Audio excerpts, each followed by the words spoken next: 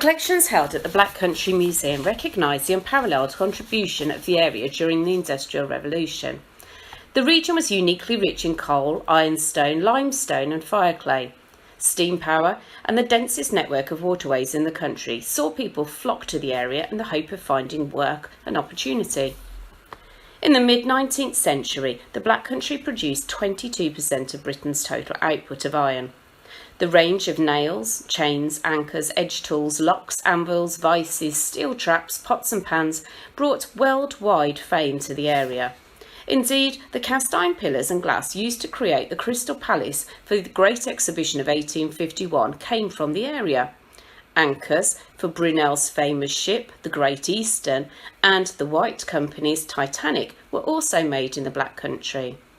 And in 1829, workers supplied America with its very first steam locomotive, named the Stourbridge Lion. In 1970, it was decided that such was the importance of the Black Country, a museum should be created to celebrate its rich history. It was hoped that by creating an outdoor living experience, it would be possible to preserve actual buildings and their artefacts, and the skills could be demonstrated by costume presenters. The site comprises of 26 acres and links to the embankments of the original Oxford, Worcester and Wolverhampton Railway, opened in 1852. It also meets with the Dudley Canal, which has been refurbished, so now operates working narrowboats. There are also 2 uncovered coal pits. To create the Black Country landscape, the curators augmented the existing landscape with buildings, shops, houses, outbuildings, workshops and large industrial buildings.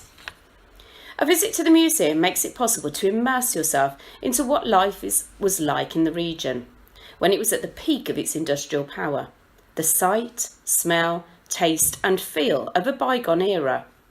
The buildings and the costume demonstrators bring the experience to life. It tells of the poverty, overcrowding and deprivation that is unimaginable today. The experience of seeing this in the first person is far more powerful than teaching children about it in the confines of a classroom. As part of the educational visit, there is a history detectives exercise where children can understand the lives of children from this era. They have key facts that they need to find out from the character. The pupils meet the child in their home and use their historical inquiry techniques to ask them the right questions to gain the information they require. Whilst this is fantastic in relation to building their historical knowledge, it will also support their creativity when capturing the experience in literacy works such as narratives and diaries, so a great cross-curricular activity. The children will explore the museum understanding the key events and inventions that occurred during the Industrial Revolution and beyond. The buildings, artefacts, landscape, photographs and information boards, coupled with the knowledgeable costume demonstrators, ensure that any inquiries can be answered. This visit would support the work that the children are currently doing in their history lessons in regards to the Industrial Revolution and the work that is planned going forward. It links well with the national curriculum, which asks that children can ask perspective questions, think critically, weigh evidence, sift arguments, and develop perspective and judgment. Understand how people's lives have been shaped by this nation and how Britain has influenced and been influenced by the wider world. Understand continuity and change, cause and consequence, similarity, difference and significance. Make connections, draw contrasts and analyse trends.